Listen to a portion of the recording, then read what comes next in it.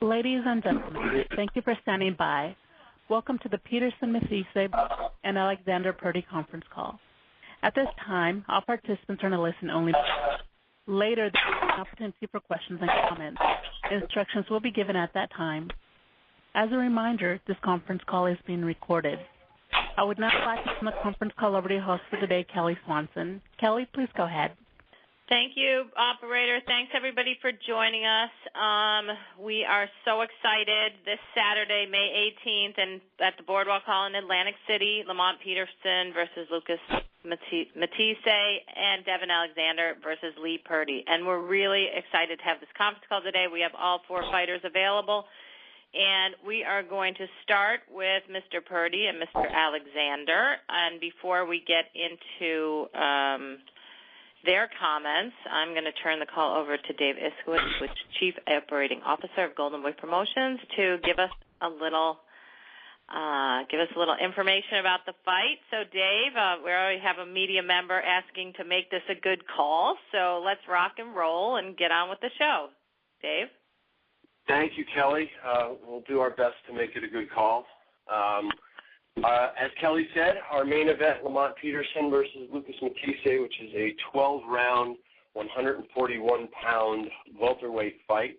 And our co-main event, Devin Alexander versus Lee Purdy, 12-round IBF welterweight world championship fight for Mr. Alexander's title.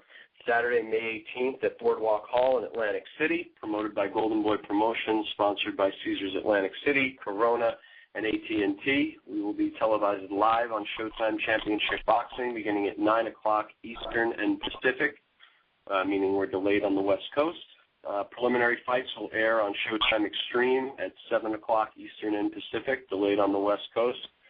And the fights will actually air immediately following All Access Mayweather versus Guerrero epilogue, which will start at 9 o'clock.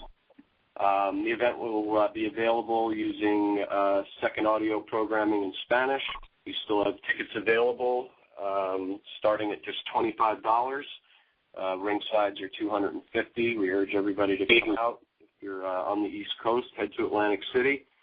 They're available through the Boardwalk Hall box office and through Ticketmaster.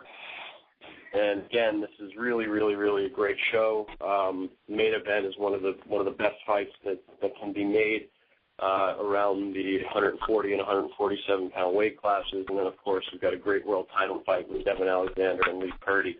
A few notes about Fight Week. We have a press conference. Our final press conference will be Wednesday, the 15th, in New York City at Lucille's Bar and Grill, which is inside BB King's Blues Club in Midtown Manhattan. Lunch begins at 12:30, and the press conference begins at 1.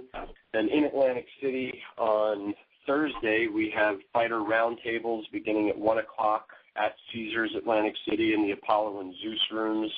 And Lamont Peterson, Lucas Matthysse, Devin Alexander, Lee Purdy, and Anthony Agogo will all be available there.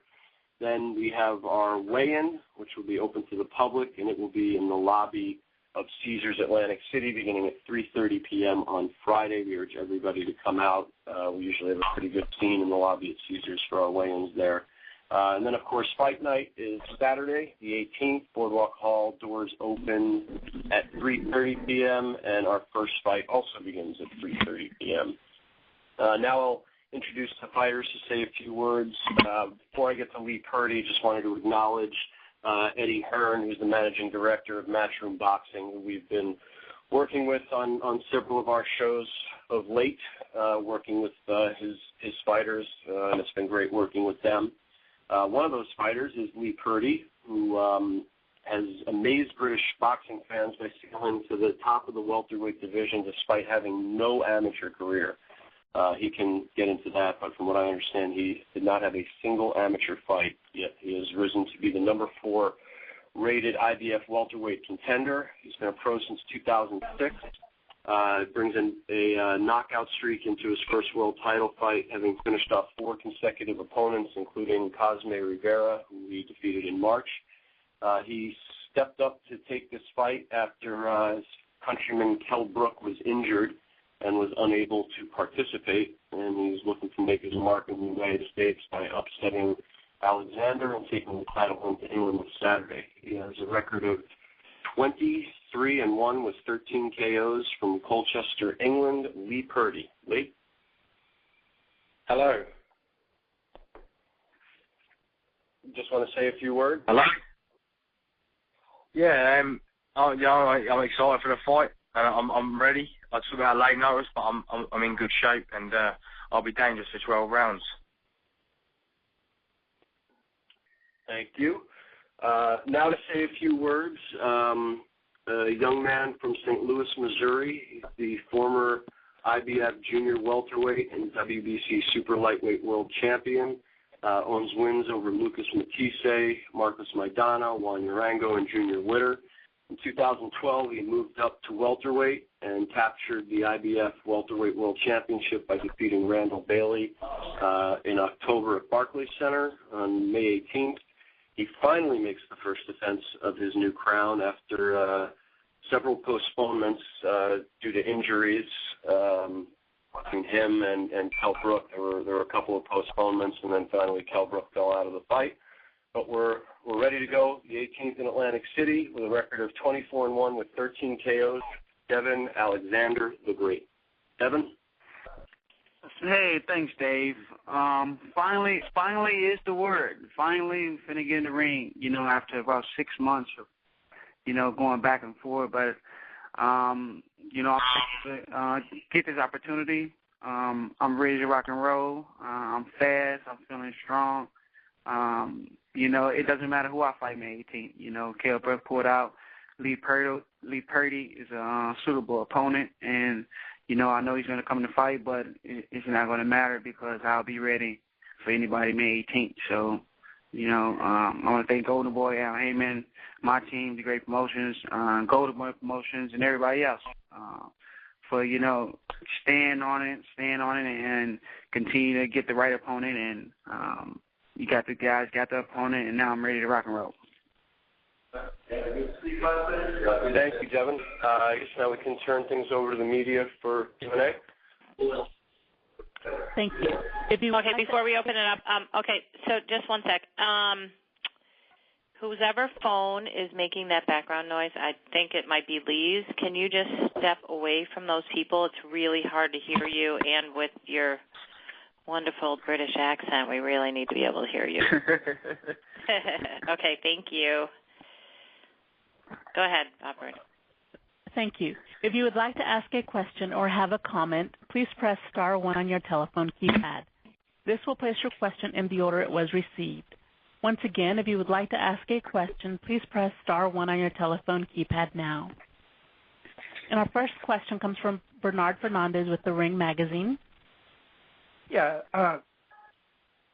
this is a question that's a little bit off the beaten path for both Devin and Lamont, and that is that in 2004, both you guys were going for a spot on the Olympic team.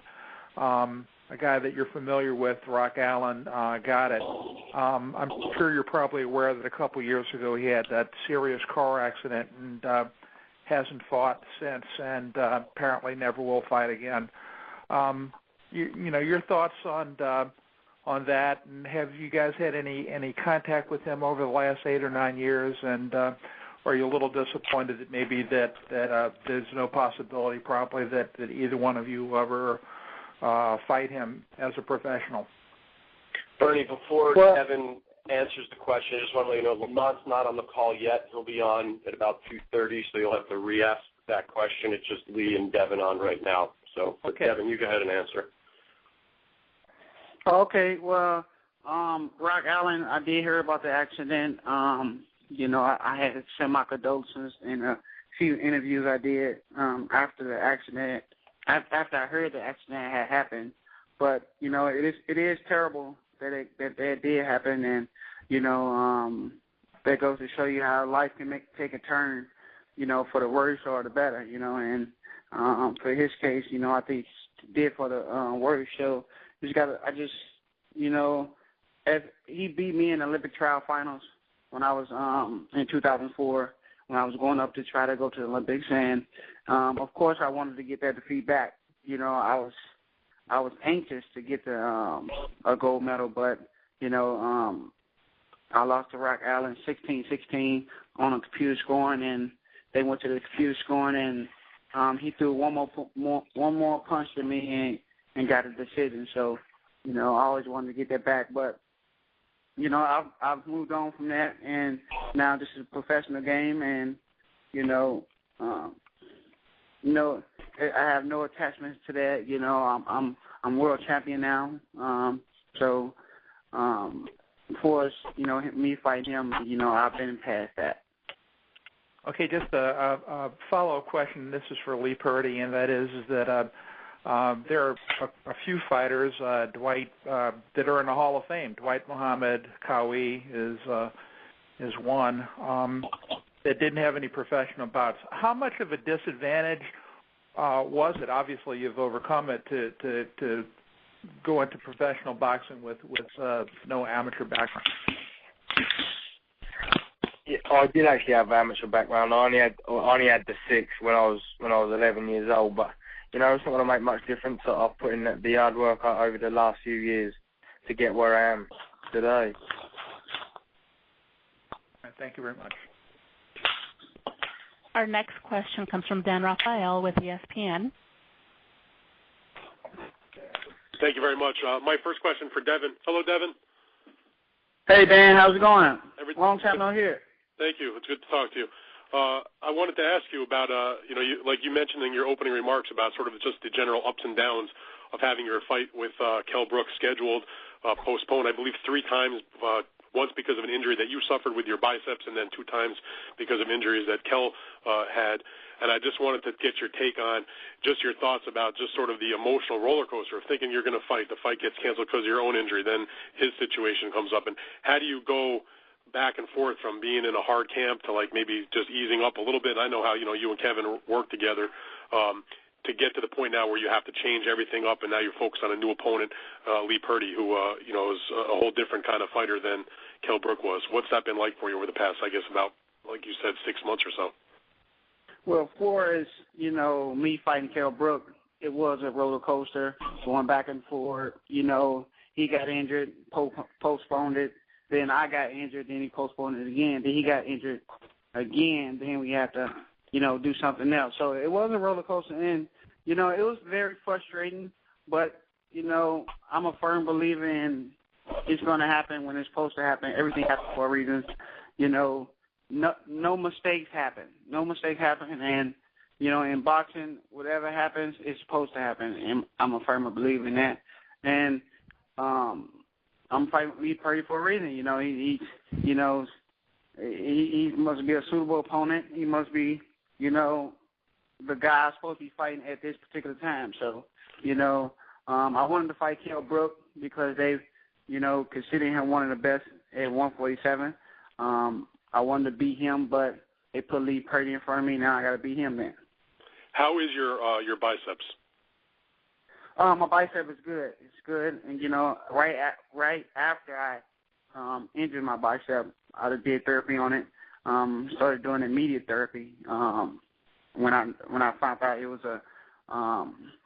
just a little tear in my bicep, I found out it was it's healable, and with therapy and going to the therapy every other day will help it, and now it's ready to go. I'm ready to rock and roll 100%. And when you switched up opponents and you changed over from Kell, and you guys have been talking a lot of smack with each other, I guess, but, Kell Brook and Lee, they're in the same promotional group. How much do you know about Lee Purdy? And, if you're able to beat his stablemate, do you think it kind of sends a message to Kell Brook that you're not to be messed around with? Well, I'm a student of the game. When they say I was fighting Lee Purdy, I immediately, me and my coach got on it and see what we have to deal with it. Because I'm a student of the game, so, I don't take anybody lightly. So, with that being said, I do want to make I want to send a statement to everybody at 147 that, I am a force to be reckoned with, and that's what you're going to see on fight night. I'm ready for whatever, I'm versatile anyway. It didn't matter if they switched it up to whoever. I was going to be ready for May 18th. I saw all different type of styles, punchers, boxers, sluggers, or whatever you name. I'm gonna sink it all, and I'll be ready for whatever he brings. All right, great. Thank you, Devin. I have a question for Lee. Lee, good to talk to you today. When this fight came up for you, can you describe, because it kind of came out of left field. Can you describe what your thoughts were when you were told that, hey, I have an opportunity now to fight Devin for one of the world titles? You know, when you lace up a pair of gloves, when you're a young boy, this is what you dream of, and it's come true. What was it like for you when you heard? I guess was it Eddie Hearn that told you about it, or was it somebody else that told you about it? What was your immediate reaction? Yeah, it was my manager, and I did have to think twice about fighting Devin. I've obviously seen him fight before, and I believe I can cause him some problems. Who was your manager, by the way? Tony Sims. Was his first name Barry? Tony Sims, okay.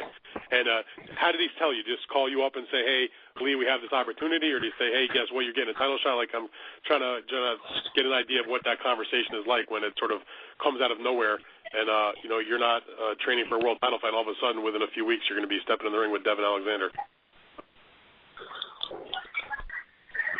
Yeah, he rang me up and he just said, you've got the opportunity, you've got the call to fight Devin for his IBF title because Kell Brooks pulled out, and I said yes straight away. Before you knew when the fight was, where the fight was, how much money you were going to be making, anything like that? Yeah, before I knew anything about money, where the fight was, I just said yes straight away. And so what are your thoughts then about coming to America to fight this fight on a very big TV stage, at least in this country? I assume it's going to be televised also back to England as well. Listen, I don't think it's any secret to say, Lee Purdy comes into this fight as an unknown fighter in the United States, certainly as an underdog in this fight. You don't seem like you have anything to lose, and you sound confident. So what are your thoughts about coming here to try to take this title back to England? When me and Devin step in that ring, it doesn't matter where the ring is in the world. It's the ring at the end of the day, and Devin, that's going to be in front of me. So I'm in great shape, and I'm ready to put a big statement out there. Okay. Thank you very much, Lee. Good luck to you. Thank you, Devin. Appreciate it. See you guys on Saturday. Thanks, Dan. Okay. Thank you. Our next question comes from Lem Satterfield with theringtv.com. Hey, Devin, how you doing? Hey, Lamb, good to hear you. You too, man. You too. And Lee, nice to hear you. Devin, I want to pick up on what you said. You want to leave a statement to the rest of the 147-pound division. Your last two fights, in fact, your last three fights, but in your last two fights, you impressively lost very few rounds, if any. And what do you think that says about your skills, number one? And number two, do you feel like you're ready to step it up in terms of maybe getting a knockout? Oh, for sure. Well, I'm comfortable at 147. I believe in my skill. And a lot of people actually, don't give me the credit that I deserve and take me lightly and take me for granted, which is cool. I'm going to continue to beat these guys. I'm going to continue to beat whoever they put in front of me. And, sometimes you got to make people respect you. And that's what I'm going to do. I just got to continue to win, continue to stay in the gym, continue to learn, continue to progress, and continue to step up and step up my game in the ring, fight better opponents. I'm looking to fight better opponents. I never shied away from any opponent. I'm just looking for the best. After this fight, I want the best. But we got to deal with May 18th first. Okay. When you go back and you look at the Maidana fight, why you came to close to stopping him. Can you, in your estimation, is that true? And if so, why didn't that happen? Yes. When I went to go look back at the fight, I did I could have stopped him, but I wasn't. I was just so anxious to, put a hurt on him, and I wasn't relaxed enough, and just wanted people to know that Devin is back at 147. I'm better, I'm stronger, and I wasn't as calm as I needed to be for me see the knockout. So when I went back and looked at it, I was like, wow, I could have, hit it with this shot, hit him with that shot, and it could have ended the fight. But, Medina fight is over. I'm constantly learning. I'm smart in the ring. So, I'm going to make up for that. It's better things to come for Devin Alexander. I assure you that. Okay, so you're saying basically you can pick up where you left off in the Maidana fight. If that opportunity presents itself against Purdy, who is a good puncher, solid puncher, like Dave Itzkowitz was saying, has 4 straight knockouts, do you think that you've learned enough from the Maidana fight to compose yourself and finish off an opponent like that? Oh, for sure. It's long overdue, So Lee Purdy's coming to fight. I know, he's hungry. He wants my title, but he's just in the wrong spot right now, at the wrong time, wrong timing for him. I'm in another lane. He's in another lane, but my lane is going, ahead to superstardom, and he's in the wrong place at the wrong time. Okay, my last question for you: when you say superstardom and bigger, better things, would it be presumptuous of me to say you're talking about Floyd Mayweather? Let me get past Lee Purdy first, and we'll talk about the future, but I want to focus on him first. Okay, listen, thank you so much, Devin. Good talking to you again. Thanks, man. Lee? Okay. Lee? Yes. You there? Hello? You've said, since you accepted this fight, how much have you been able to go back and check out Devin's last 2 or 3 fights, Matthysse, Maidana, and Bailey, who are all 3 power punchers, and assess how he did against them, given, your propensity to knock guys out? Yeah, I've watched him a lot. He holds a lot. I've come all this way to a fight, and if we have a decent ref in there and he doesn't allow the holding, it'll be a good fight. Well, how do you deal with a guy like him who obviously has taken, advantage of situations using his boxing skills, whether you say it's the ref or not? How do you do what those 3 guys couldn't do? I believe I'm stronger than them 3 other guys, and I punch harder than them, and it's going to make for an exciting fight. Okay, so you actually think you can, you have an advantage over the guys he's faced? Yeah. Yeah, most definitely. When he gets close to me, of course he's going to want to hold, but, my strength, and I'm not going to stop punching until he lets go. Last question, I guess, have you been able to talk to Kell Brook about Devin, since he's your promotional stablemate? Have you been able to get anything from him? Do you talk to him much about what he was going to do against Devin as far as scouting report? Yeah, and I haven't spoke to Kell. Me and Kell got 2 different boxing styles, so I couldn't pick much off Kell anyway. Okay, Lee, thank you so much, and good luck. Thank you, mate. Our next question comes from Kevin McRae with Bleacher Report. Hi, good afternoon. Both fighters, I'd like to just wish both of you the best of luck Saturday night. I'm in Atlantic City, looking forward to seeing both of you in the ring. I just have a question for each guy. I'd like to start out with Devin. Devin, I think Dan touched on it a little bit earlier in the call about, doing the preparation work, for a fight against Kell Brook, for months and months and months after all the postponements that took place. Obviously, Kell Brook, was a bigger, higher profile fight for you than the fight you'll have Saturday night. So I guess my question is, how do you guard yourself against a bit of a letdown, given that you were expected to be facing, a little more of a higher profile opponent on Saturday than what you're having? You were also linked, obviously, via Twitter to a potential Floyd Mayweather fight not too long ago. So how do you guard yourself against a letdown, given that this is, not the fight that you were preparing for and probably not the fight you were expecting to have this Saturday?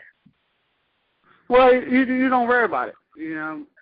you don't worry about it. You have no control of what happens in boxing. You know, boxing, it changes every day. When you wake up, you can hear something one day, you wake up and it's changed again. You know, you just can't let it bother you.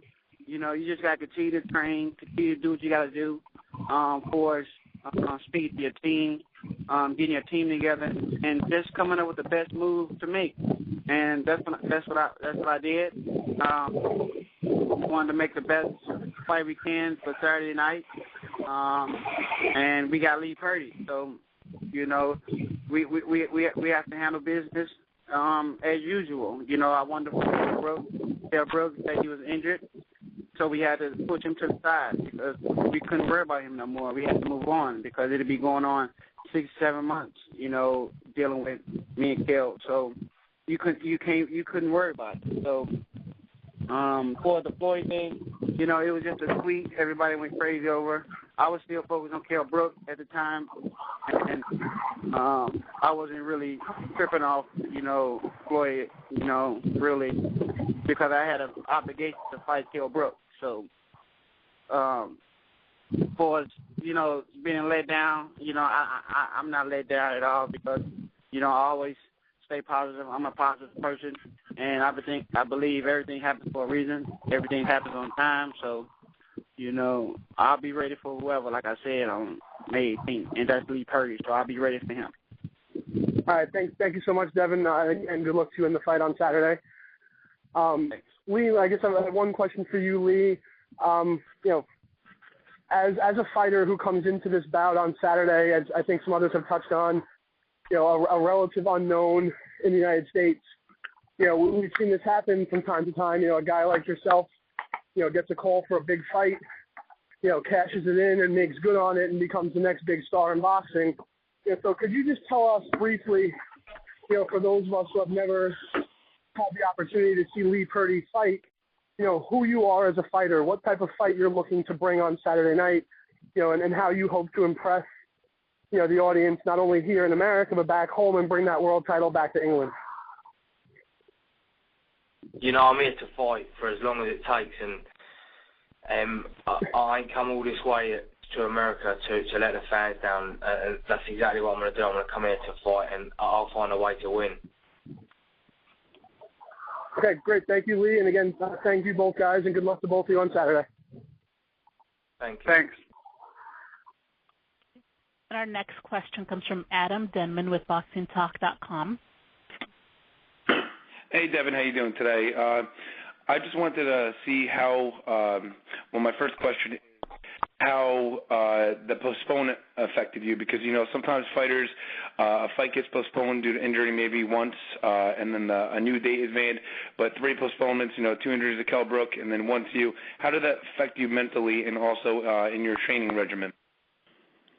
Well, it didn't affect me mentally at all. It was just frustrating, you know, that you training, you know, for this guy. You in the gym, you got sparring partners flying in, you have all this going on, and, you know, he pulls out again, you know, thinking it's definite, you know, definite fight is going to go on. You know, we're definitely on for May 18th. You know, it's frustrating, but like I said, at the end of the day, you know, my team got together and said we had to move on, and that's what we did. And now our full focus is on Lee Purdy. We're 100% focused. We know he's a tough cookie. He's coming to take my belt, and we're 100% prepared for him. But, you know, I'm on it. Like I said, I'm on a different, you know, I'm on a different level, and I'm going to be ready May 18th for whatever he brings. Okay, and what kind of changes do you see or differences do you see in Lee Purdy and Kell Brook as fighting styles, and how did you have to adapt since you were training for Kell Brook in your training, and then all of a sudden, you know, have to change everything for Lee Purdy?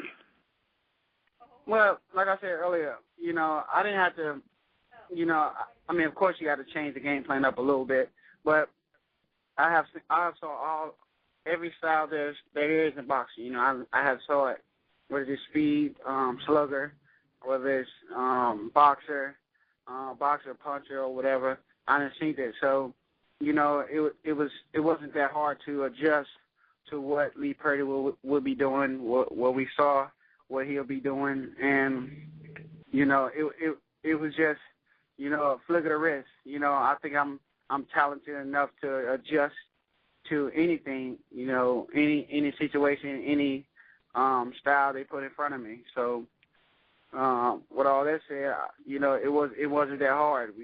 My coach said it was Lee Purdy. My coach gets right on it. Started to figure the game plan out.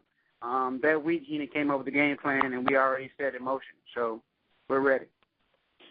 Okay, and my last question for you is, you know, I know you were talking about the 2004 Olympic trials and, you know, your loss at that current time. You know, how has the loss, like, against Tim Bradley affected you? Like, you know, do you see, like, maybe a possible rematch with him in the future? You know, is that something that kind of has eaten away at you and something that you want to go forth and, you know, redeem?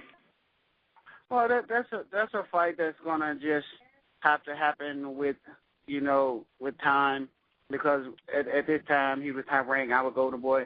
So I'm really not worried about the fight with Timothy Bradley, because we're on two different roller coasters. But, you know, if it was to happen, you know, I would love to make it happen if it was right, the time is right and everything. The puzzle pieces came together for it. But as of right now, I'm just focused on, you know, moving forward and becoming one of the best boxers at 147. So we'll just see what happens in the future. All right, best of luck on Saturday night. Thanks. And Lee, my question for you is, you know, since you haven't had like an amateur background, you know, how do you think that's going to affect you in a fight, especially against, you know, top level opposition in Devin Alexander? The amateur style is different to the pro game. You know, we've got 12 rounds, and it's not all just about skills, because in the amateurs it's 3 rounds. You know, we've got 12 3-minute rounds in. And it comes more to just skill. In the pro ring, you need heart, you need power, and you need durability to get for a long 12-round fight. And I believe I've got all of that in abundance. Okay, and you know, we've seen you know, a couple of fighters, especially that haven't had, you know, a great amateur background and kind of turned pro at a late age. You know, kind of like Sergio Martinez. You know, fighters in that class. Now, do you consider yourself in the same class as Devin Alexander? You know, he says he's going 2 different lanes. Do you see yourself in the same lane as him, or do you see yourself better? And you know, I mean, or do you see yourself on the same platform? Yeah, of course I'm on the same platform as him. I haven't been ranked by the IBF. I'm in the mandatory position to challenge for Devin's title, and come May 18th, I'm going to show the world what I'm all about. Well, best of luck on Saturday night, Lee. Thank you. All right, and our next question comes from Brandon Stubbs with the title fight. Good afternoon, gentlemen. First question is here for Devin. Your last time out against Randall Bailey wasn't the most prettiest fight to watch. Crowd kind of got a little bit upset and booed a little bit. But do you feel this time out you got to do a little bit more in the ring to kind of please the crowd and maybe kind of build that buzz for the bigger fights that you're looking to get maybe down the road? Well, of course, you know, I think everybody in the entertainment field wants to be entertaining. This is boxing. You have to be entertaining, of course. So, you know, I felt that at that time, you know, being smart.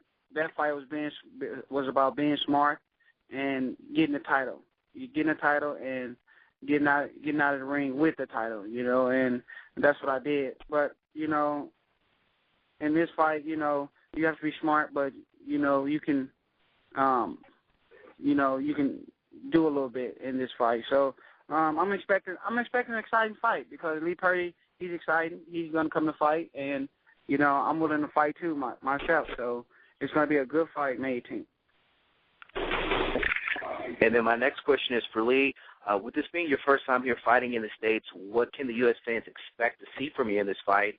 And what about Devin's style do you think that you can expose during the fight? Yeah, America's going to enjoy my style. You know, I'll come to fight 3 minutes of every round, and you know, they're going to expect me to put the pressure on Devin. Of course I am. I'm not going to sit back and let Devin outbox me. I'm gonna put my heart and soul into this fight and come out victorious. All right. Thank you, gentlemen. Best of luck on Saturday. Thank you.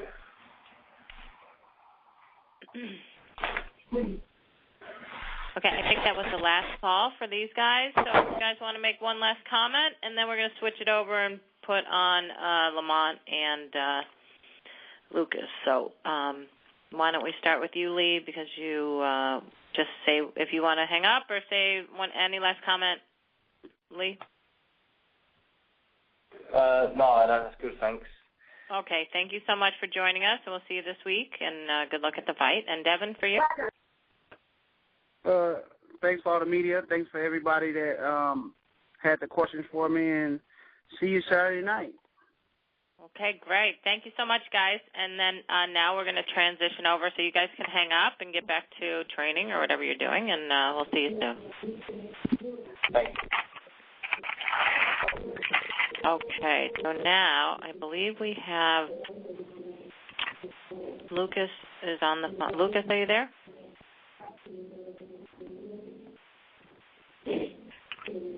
Hola. Hi, Lucas. Sí. Okay, sí. Buenos días. Buenas tardes. Buenas tardes. Sí. Okay, and Lamont, are you on? Yeah.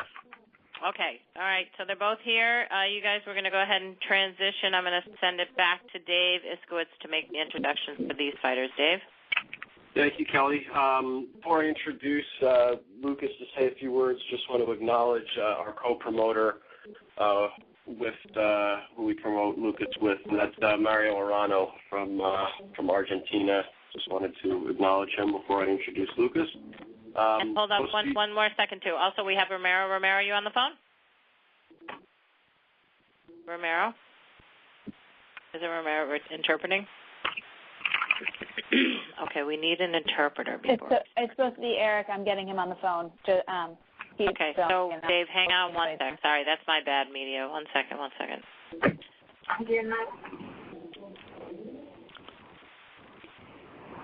Un momento, Lucas.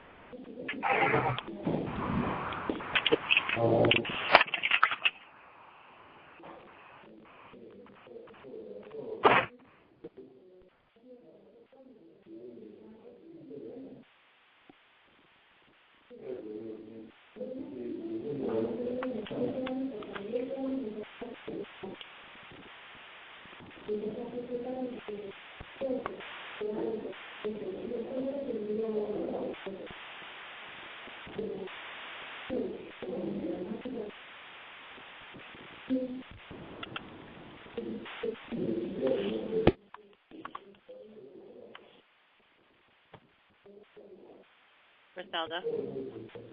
Yes, ma'am. Could you interpret for us? Sure. Okay. All right. Problem solved. We're going to go ahead and Eric seemed to be having some technical difficulties, so I'm going to turn it back over to Dave. And Griselda will be our interpreter, which we really appreciate. Dave? Okay, thanks a lot. As I said earlier in the call, this fight is really one of the best fights that can be made in and around 140 and 147-pound weight classes. Lucas Matthysse is one of the most feared fighters in the game today, most notably because of his crushing knockout power, but I think he's surprised many people with his boxing ability as well. He bounced back from two controversial split decision losses to Zab Judah and Devin Alexander, each in his opponent's hometown, to score 5 straight victories, with all of those wins coming by way of knockout. And the majority, or a lot of people that watch those fights, believe that Lucas won both of them and should be undefeated right now. In his last 3 fights, the 30-year-old has torn through stiff competition, defeating former 3-division world champion Humberto Soto, then number 1 rated WBC super lightweight contender Olusegun Josie, and tough contender Mike Dallas Jr. He'll be looking to stake his claim as one of the top 10 best pound-for-pound fighters in the world this Saturday when he squares off against Lamont Peterson. He has a record of 33-2 with 31 knockouts from Trelew, Argentina. He's been nicknamed by some media members the Machine. Lucas Matthysse. Lucas? Sí, hola.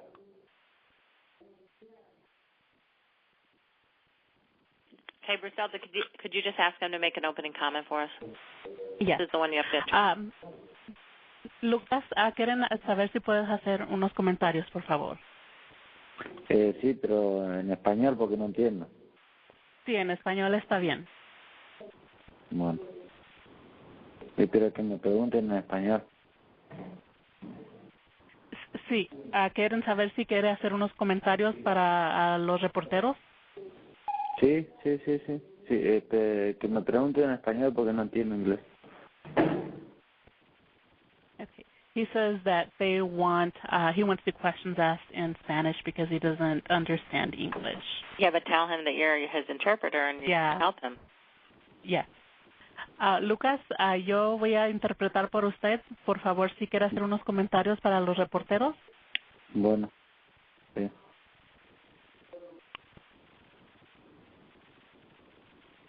Okay, go ahead, Dave. Let's go on to the next guy.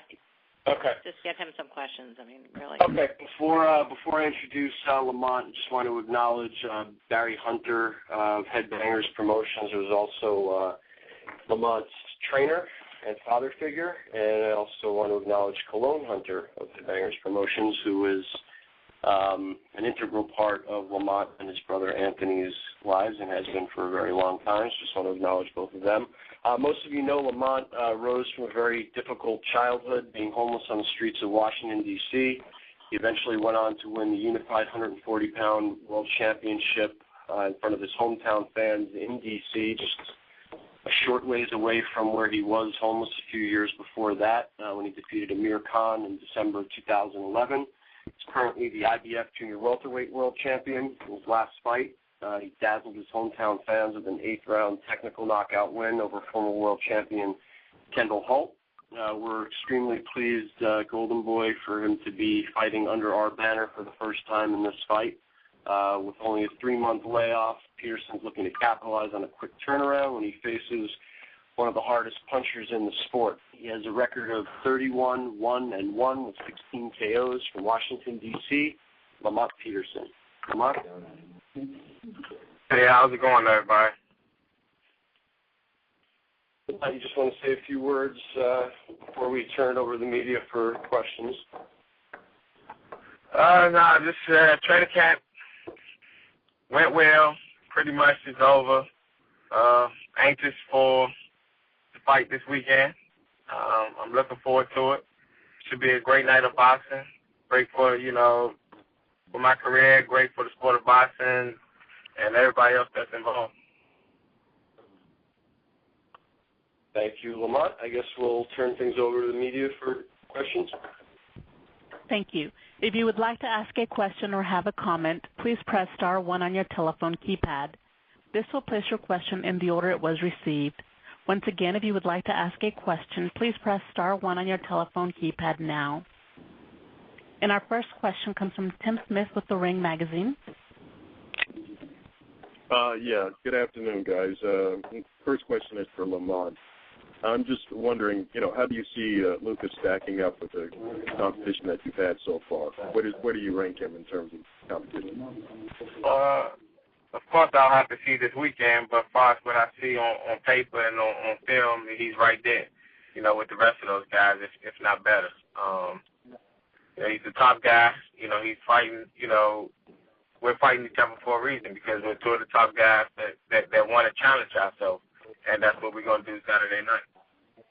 Do you think that he has greater punching power than perhaps some of the other guys you face, like a Holt or anybody like that? I'm not sure because I normally don't worry about anybody's punching power before the fight. I understand that it's boxing and I'm going to get hit, so I just don't worry about it. That's something that's a given. And if I get hit hard or not, that really doesn't make a difference to me. Like I said before, it's part of boxing, and I'm willing to take any shot that anybody can give out. And just one more for Lamont. What did you get out of the fight against Holt? What did you learn about yourself in that particular fight? I really didn't learn anything about myself that I didn't already know. It was good to get back in the ring. You know, it's been a while since I've been in there, and I just wanted to get in there and really, you know, get my feet wet again. And that's pretty much, you know, getting comfortable because I knew these big fights were going to be coming and coming fast. So that fight there was just really getting my feet wet. Okay. And if I may ask a couple of questions of Lucas, just if he thinks that does he have to go into this fight with a mentality that he has to get a knockout since he's lost so many tough decisions to top flight opponents in championship caliber fights? Señor Lucas. Sí. Lucas, okay. Dice el reportero que si usted va a esta pelea con la idea de que tiene que sacar un knockout porque ha perdido tantas otras peleas. No, la verdad que no estoy pensando eso. Me entrené a conciencia porque sé que tengo un rival con mucha experiencia y bueno, voy a salir a hacer mi trabajo, no pensando en los jueces, sino en el rival que tengo enfrente. Okay. He says that he is not coming in with that mentality, that he has been training a lot because he knows that he's going against a very experienced fighter. Does he think he can get a fair decision? Dice el reportero que si usted piensa que puede agarrar una decisión justa. This is Eric Gomez. I'm on now. Okay. Thanks for that. Sí, You're welcome. ¿Cómo? Thank you. Contesta, Lucas. Es Eric. ¿Cómo? Sí, la pregunta es que si tú crees que va a ser justo una decisión, si llega a una decisión. Sí, seguramente que sí. Voy a salir a hacer mi trabajo y bueno, si llevamos la decisión, ojalá que los jueces den el merecido fallo y den al merecedor el ganador. He says yes, he's not worried about that. He said he's going to come out to do his work. He's going to work just like he's been working hard for the fight, and that he believes the judges will give a clear decision. Thank you very much. Our next question comes from Gene Wang with the Washington Post. Yes, hey, a couple questions first for Lucas. Lucas, can you give us an idea of when you realized you'd be able to be a fighter with great punching power, and how much confidence that gives you, maybe if you're behind in a fight where you know you can win it just with one good punch? Lucas, la pregunta es para ti, es dos partes. ¿Cuándo te diste cuenta en tu carrera que tú eras un peleador que tenía gran potencia en tus golpes? Y segundo, ¿eso te da confianza en todas las peleas? ¿Te da confianza cuando vas a meterte en una pelea, sabiendo que puedes terminar la pelea en cualquier momento? Sí, bueno, darme cuenta, no, esto fue un laburo que creo que ya viene conmigo la pegada, pero bueno, fuimos laburando junto a mi equipo en las buenas preparaciones y estar siempre más fuerte. Y creo que sí, que el rival piensa un poco más antes de enfrentarme y sí, y me da mucha tranquilidad saber que con mis golpes lastimo y bueno, los puedo preocupar bastante. It was early on in his career. He said that he found out that that he had a good punch, and he's obviously trained hard throughout his career to obtain that. And yes, it gives him he's calm. It gives him a lot of confidence, and he's very calm in fights because he knows that the opponents are thinking about in order to land one punch, they might get caught with one of his punches. So obviously, it's a great deal of confidence that he has because of his punch. Okay, and one more for Lucas. Just if you could talk a little bit about kind of the pride he takes in having as many knockouts as he has. Is that something that he really wears as a badge of honor? I know we talked about earlier he's not approaching this fight knowing that thinking that he has to win by knockout, but what's the pride level he takes in knocking out his opponents?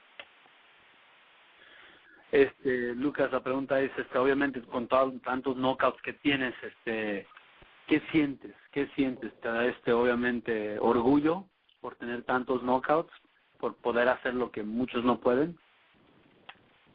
Sí, seguro. Es algo muy importante, ¿no? Tener buenos knockouts y la verdad me siento muy contento del récord que tengo, de los knockouts que he podido meter y sé que todos mis rivales, todos los que he subido conmigo han caído y bueno, eso me pone muy orgulloso. Yes, there's a lot of pride. There's a lot of pride, and obviously it's one of the most important things in boxing, being able to, knock someone out. It's something that's very, very important in this sport. And, he feels a lot of pride and a lot of happiness. Great. Hey, Lamont, couple for you here. This is the first one. We talked about this the other day about your defense and how much pride you take in it. And going into a fight like this where you're facing a guy that has potential for a one-punch knockout, is defense even that much more important for you? Will it be that much more important for you on Saturday night? I won't so much worry about defense too much. I'll just worry about the only thing on defense. I'll worry about just not getting hit clean, and that's always the case, in every fight. Because at the end of the day, whether a person can punch or not, if the person can punch really hard, then if he hits you clean, then yeah, you can go out. But even if the person can't punch that hard, if he hits you clean, you can go out. So I mostly concentrate on that, getting hit clean, and that's what I'll do in this fight. And last one, Lamont, against Kendall Holt, you had talked about how you were kind of measuring him up for the first couple of rounds and then feeling him out, and then you started in the fourth round taking over. Is that a strategy you think you may be employing again this time when you fight Matthysse? If you see a lot of my fights, that's kind of how I go about things. People can call me a slow starter, but I guess that's the case. I take my time, I figure things out. And you notice after a few rounds, I start taking over. And a lot of times that's by design. And this fight, I don't want to start slow, but I'll continue to be me. Thanks, Lamont. Thanks, Lucas. Our next question comes from Bernard Fernandez with The Ring magazine. Lamont, most of the questions that about Saturday night are being asked by other people. I have a question that's a little bit off course from those, and that is that Philadelphia is like a 1-hour drive from Atlantic City. You have a history in the amateurs with Rock Allen. You're probably aware of the horrible automobile accident he was in a few years ago that ended his career. Have you had any contact with him over the last 7 or 8 years, or at least since the 2004 Olympic trials? I was a little curious that both you and Devin, who were at the trials with him, are on to be on this card as world champions. And the other thing is, are you a little sad maybe that you won't get a chance to resume your rivalry that you had with him in the amateurs as a professional? I haven't been in contact with him since the amateurs. We were never one to, it was kind of like a rivalry, so we never really talked much. But, I talked to his father once or twice last year, and he said that they were doing pretty good and, kind of gave me an update on him. As far as the rivalry thing and the pros, I was looking forward to it. But, that's life. You know how life goes. A lot of things that you want and that you expect in life sometimes never happens. I just hope, the best for him for, a full recovery. I heard he's doing pretty good now. I'm sad that he's not going to be able to continue his career because he really could fight and had a promising career. But the main thing is I'm happy that he's alive and he's healthy. Thank you very much.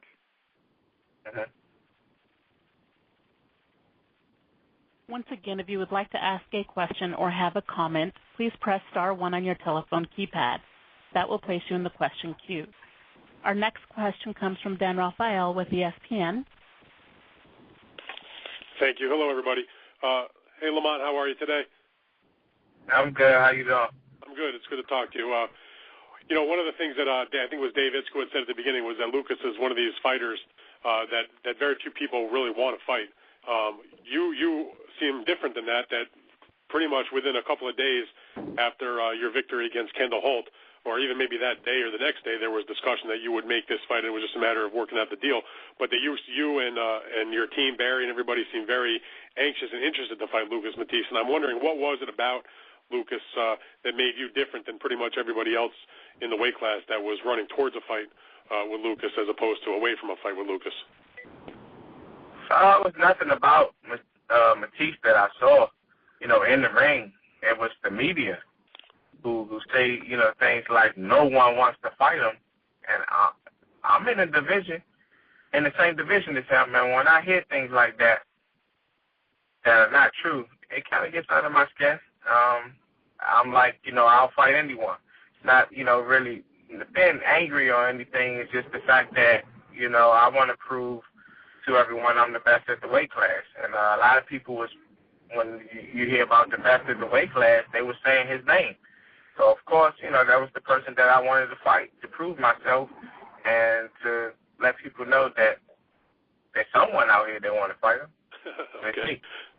I'm also curious about this. Listen, it's a great matchup, as we've all talked about. This is not anything bad about it. I love this fight. But I am curious as to the reason why you both have selected to do this fight at 141 pounds when you both have belts. You have your IBF title, he has his interim title, and why it is not for either of those belts at stake. Could you talk about your take on that? And then, Eric, could you ask Lucas for his thoughts about the same question? Well, with me, I always thought that we were fighting for my belt. I wasn't sure if we was fighting for his belt. But, for the most part, that's what I expected until, a few weeks ago, then they were saying that it wasn't. And I guess, end of the day, I heard a few different stories. So, when you hear a few different stories, some are not correct and one might be correct. But I just looked at it as this. The main thing is you got two of the top guys fighting each other. To me, I won't say belts don't mean anything, but as far as where I'm trying to be in this sport and trying to be the best fighter at the weight class and possibly another weight class, those belts mean nothing. But the thing is, Lamont, is you wanted, if it had been your decision solely, you would have made 140 and defended. I would have made 140 pounds easily and defended it, no problem. Okay. Not one problem. Eric, could you ask Lucas the same question about the situation with title? My understanding is that Lucas was the one that wanted to still have his interim title, so because the IBF, for obvious reasons, would not allow a unification between its title and an interim title, he made the decision to hang on to the interim title to sort of maintain his mandatory status for the Garcia title. Could you just ask him for what his thought process was in making this a non-title fight? Well, I can ask you. I can answer that for you, Dan, if you like. Okay. I can ask him, but I can. No, I'd like to hear the answer, and I'd also like to hear Lucas's opinion. Okay. Well, basically, the IBF would not. They have a rule. The IBF has a rule, and they do not allow, or they don't recognize interim titles. Mm-hmm. So if Lucas was going to put his title in play, they would not approve the fight. They would not approve the fight. So that was a big obstacle for us. And, we all put our heads together, and the best outcome would be to make the fight at 141. I mean, everybody knows that both guys are two of the top guys in the division. Everybody obviously recognizes that Lamont is the world champion. He won the title. It's his title. And Lucas, he won his interim title. So because both organizations couldn't come to an agreement, they talked among themselves. I understand that Mauricio from the WBC spoke to Daryl Peoples, and they tried to work something out, and they couldn't come to an agreement. So we all decided the best thing to do was to fight at 141. So that's I sort of figured that it was that with Lucas having the interim title, that it would have been the idea of any interim title is to get a shot at a regular world title. That that by getting this fight with Lamont, he would be fighting for Lamont's major world title, and therefore the interim title wouldn't really be necessary. Yeah, he obviously fought very hard, and he paid the sanction fees to the WBC, so he wanted his bout in play. But let me ask him the question. Okay. I want you to hear directly. La pregunta, Lucas, la pregunta es para ti. Obviamente no aceptaron que pelees por título. La FIB, obviamente no se pudieron llegar a un acuerdo de los títulos porque tú querías subir como campeón del CMB interino y Lamont obviamente es el campeón de la FIB. Entonces, obviamente, ¿qué sientes de eso, de lo que pasó con eso de los campeonatos? Y obviamente esta pelea, los dos son considerados como campeones de todos modos. ¿Qué sientes de estar peleando en esta pelea en 141 máximo? Sí, no, igual, normal. Es una pelea muy importante para mí, sea o no sea por título, y la verdad que, bueno, si la organización no se pusieron de acuerdo, nosotros sí, y bueno, la pelea se va a hacer, y eso está muy bueno, que hagan estas peleas, sea o no sea por título, la verdad, porque es una pelea muy importante para los dos. Okay, his answer was, yeah, obviously, an agreement couldn't be reached for the title, but I'm fine with it.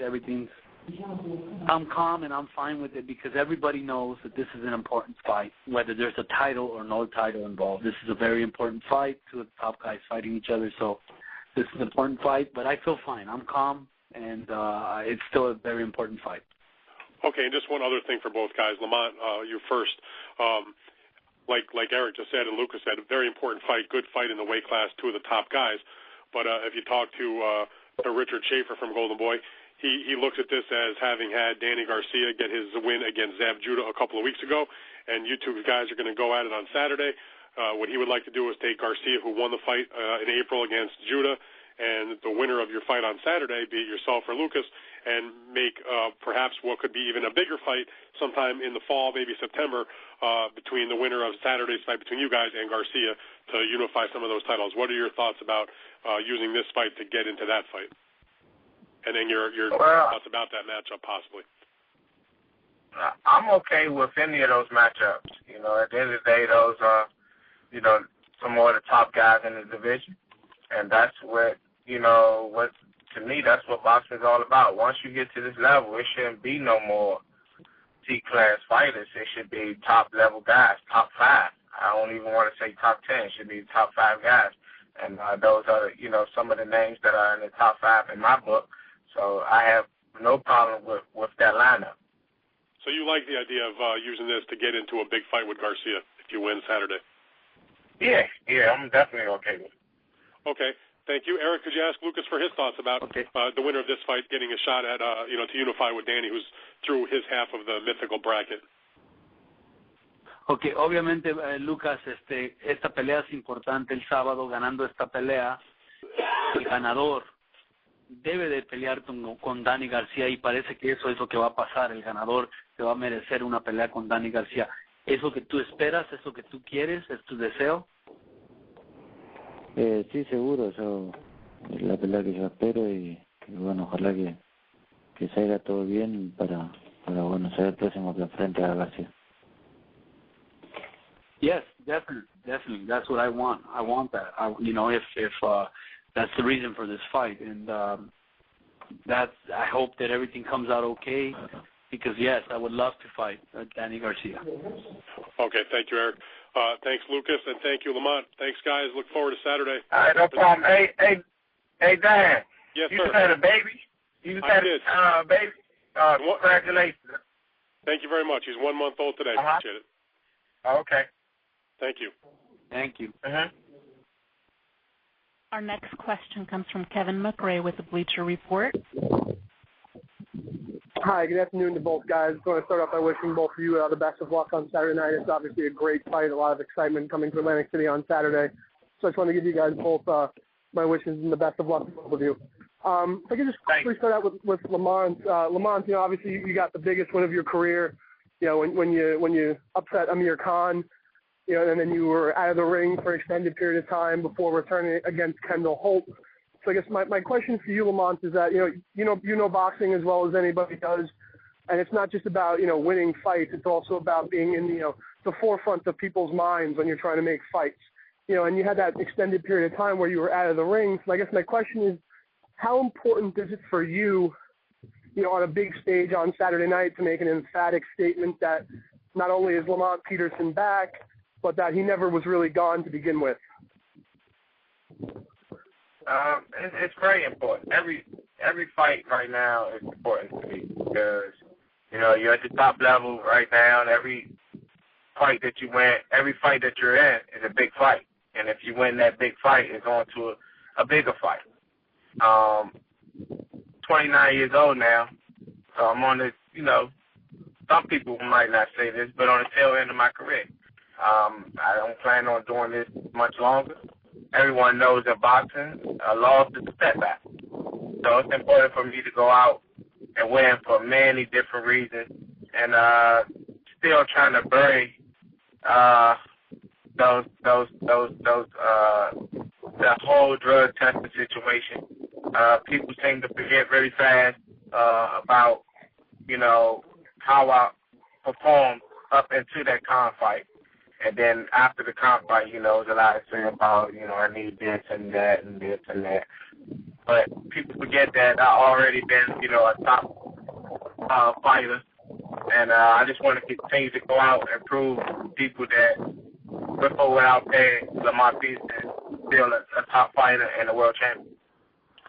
Okay, just one more for you, Lamont, if you don't mind. And obviously you haven't stepped in the ring yet with Lucas, but everyone on the call, and I'm sure yourself and your team, are well aware of the reputation he brings into the ring as being a very, very strong power puncher.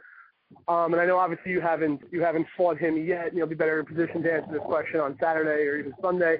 But where would you rank him amongst the punchers you've faced in your career before him? I mean, like I said, he has that reputation as being a knockout artist, a very fearsome power puncher that I think Dan mentioned earlier that basically people were running out of the way to not fight. And then as soon as you had the opportunity, you ran right towards the fire with Lucas. So where would you rank him in terms of the punching power that you've seen in the past in your career, and do you feel that he could present any sort of a problem for you come Saturday night with that power? Like you said, it's hard to tell. You'll have to answer that question after Saturday night. But far as from what I see on tape, he's a strong guy, and he can punch. And it's not the fact that you have big punchers who don't have good knockout ratios. I think the fact that he works hard in there is the fact that he gets a lot of his knockouts. For the most part, the punch power, I mean, that's there or it's not, but a lot of times you can get stoppages from just working, just knowing how to break someone down. And I think that's more the case with Lucas than anything. All right, thank you so much, Lamont, and again, the best of luck to you on Saturday night. Okay. Thank you. I have a quick question for Lucas. It's a little similar to the first question I had from Lamont in that, Lucas, you have a reputation. You're a big puncher. Lots of guys have seemingly gone out of their way to try and avoid fighting you for that reason. So my question for you is, given the fact that in the two losses you have in your career against Alexander and Judah, you knocked both guys down.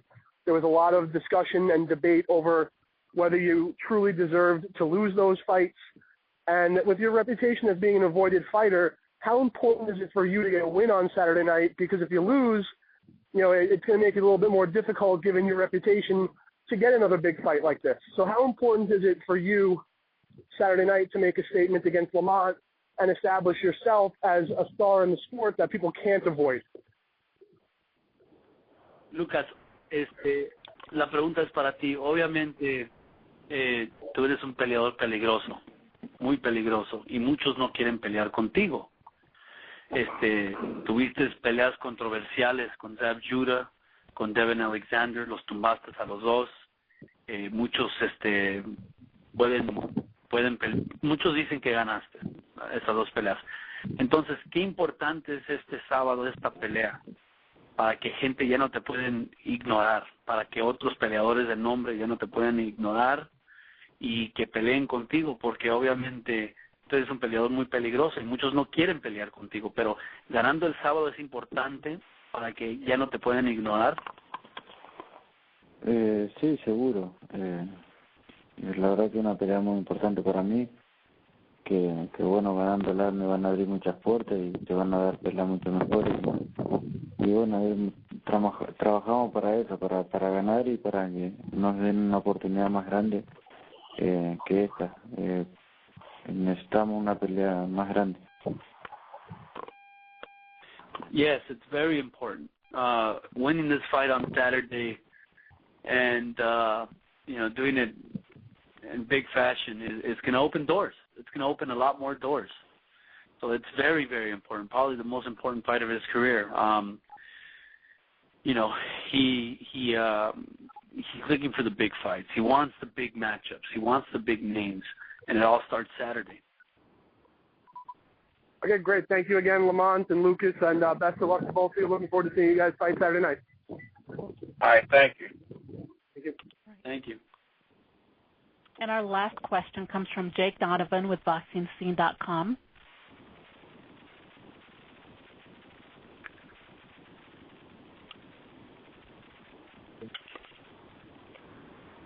All right. It appears he's not in the question queue anymore.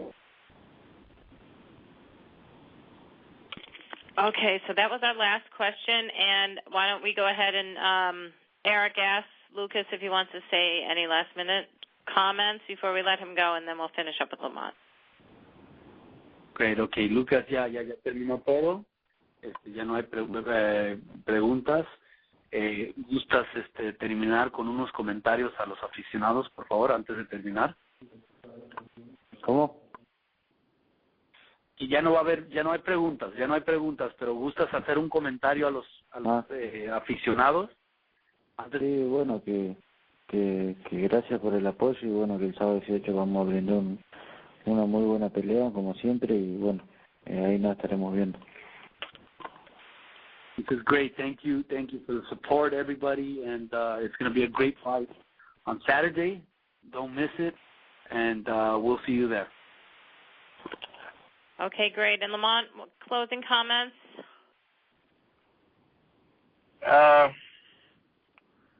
I'm looking forward to Saturday night. You know, I'm a boxing fan, so, you know, fights like this make me excited even though I'm the one fighting. Just, you know, thanks for everybody's support. DC will be in the house. I'm looking forward to it. I'll see you on Saturday. Okay, great. Thank you so much. Okay, that wraps up our call, and we look forward to seeing everyone at the Fight Week activities and then again in Atlantic City this weekend. Thank you very much. Dave, are you on? Thank you. Gracias, Lucas. Thank you. Thank you very much, everybody. Gracias. Okay. Chao, gracias. All right, bye-bye. Bye. Thank you for joining us today. That concludes today's call.